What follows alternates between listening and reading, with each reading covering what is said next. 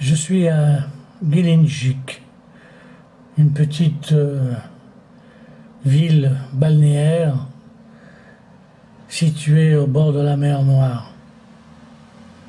Et maintenant en été, tous les jours, presque tous les jours, le matin, on part très tôt et à 7h, 7h30, je fais un plongeon dans l'eau salée. J'ai l'impression des fois d'être au bord de la mer morte. L'eau est tellement salée qu'on est porté. Vous savez qu'on peut même lire au bord de la mer morte, on peut lire un journal ou une carte. Ce que j'ai fait quand j'avais 20 ans, en 1966, lors d'une expédition. On voulait aller en Arabie Saoudite. Bon, bref. Mais cette vidéo n'est pas consacrée à ça, mais plutôt à l'argent. L'argent.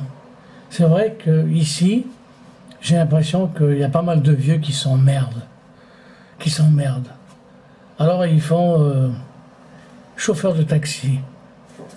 Un petit vieux là, il accompagne sa femme, puis en attendant sa femme jusqu'à midi ou j'en sais rien, ou l'après-midi, au lieu de rentrer chez lui, il reste dans le coin et il fait le taxi.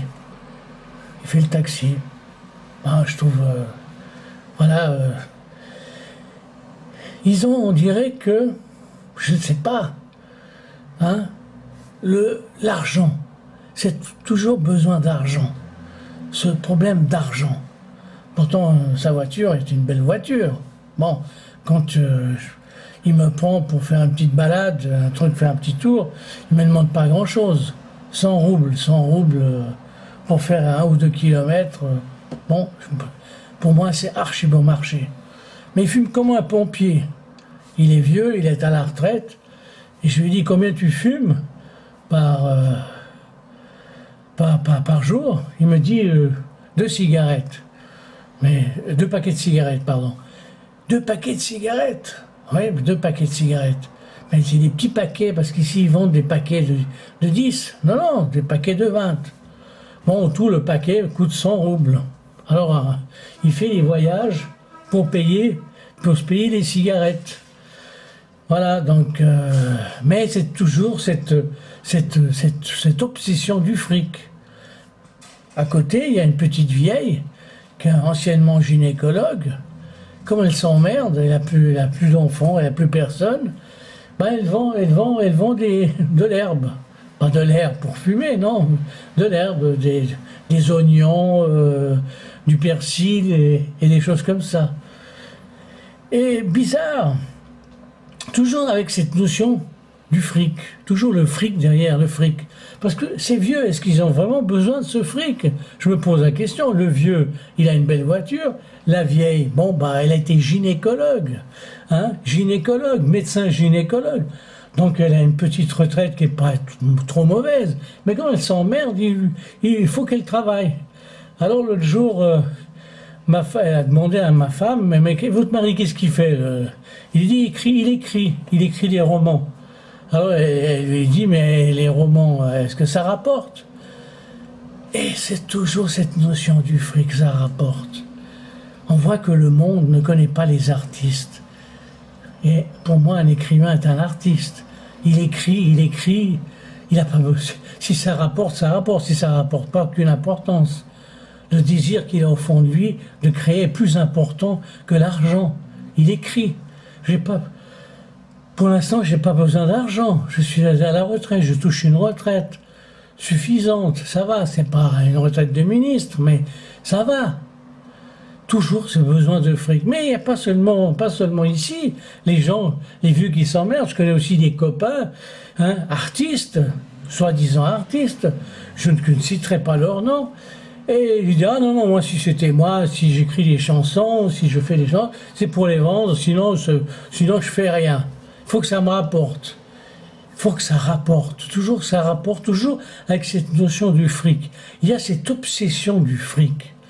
Et tous ces vieux, tous ces gens accumulent du fric, puis le jour qu'ils crèvent, comme dernièrement quelqu'un de la famille qui est mort, hein, Et puis, ben, il a cédé à ses enfants, pas mal de fric. Et le reste du temps, il vivait comme des ploucs. Il vivait comme des gens, voilà, au lieu de découvrir le monde. Non, accumuler du fric, accumuler. C'est pour ça que j'ai mis cette casquette. Parce que j'estime que ça, c'est un symbole qui veut dire le voyage, la découverte.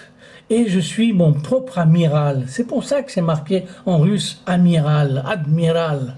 Hein, ça me fait penser à admirer, amiral, que j'admire le monde, que je regarde, que je découvre le monde, et que je suis mon propre chef, et je ne suis pas obsédé par le fric, par cette obsession du fric. Le fric est un outil, c'est pas un truc qu'on doit accumuler absolument. Il faut l'utiliser. Il faut pas le gaspiller non plus, bien sûr, comme font pas mal de gens, comme tous ces politiciens qui ont gaspillé, comme tous ces... Je viens de voir un film qui relate la vie d'un richissime milliardaire américain. Je ne citerai pas son nom, je ne veux pas avoir de procès avec ces Américains un peu farfelus, n'est-ce pas, qui ont bouffé le fric du peuple. Hein. L'État est un voleur, ouais, qui distribue du fric à des salopards, à des gens qui ont déjà pas mal de fric. Hein. Le peuple se fait voler. Bon, bref. Et pour gaspiller pour des choses qui n'ont jamais été faites. C'est pour ça que je suis un peu contre toutes ces subventions. On subventionne à gauche, à droite. En Suisse, par exemple, tous ces subventionnés. S'ils n'étaient pas subventionnés, ils ne feraient rien. Beaucoup d'artistes. Et souvent, en Suisse, on a subventionné des imbéciles, des salopards, hein, qui, en fin de compte, n'étaient pas de vrais artistes. Parce qu'un artiste prend des risques. Il se casse la figure. Il essaie plein de choses. Vous voyez ce que je veux dire ? Alors, non. Alors, tous ces gens qui ont touché du fric pour faire des films, et puis, mais si on leur donnait pas un centime, ils ne sortiraient pas un sou de leur poche. Rien. C'est le fric de l'État. Et en Suisse, il y a pas mal de bandits de ce côté-là. Tous ces subventionnés, ce sont des bandits qui ont dévalisé les caisses de l'État. Et pas forcément des gens de gauche, de droite et d'ailleurs. Ça, faut pas dire que c'est toujours la gauche qui distribue. Non, la droite distribue à fond. Hein. Bon, bref. C'est pour vous dire qu'il faut être dans sa vie, être son propre amiral, son propre capitaine. Voir et être un artiste, c'est quoi? C'est être un grand navigateur qui veut voir les océans, les mers, qui veut découvrir le monde. Et l'argent n'est pas une nécessité, c'est un outil, un simple outil, et ne pas être obsédé par l'idée du fric.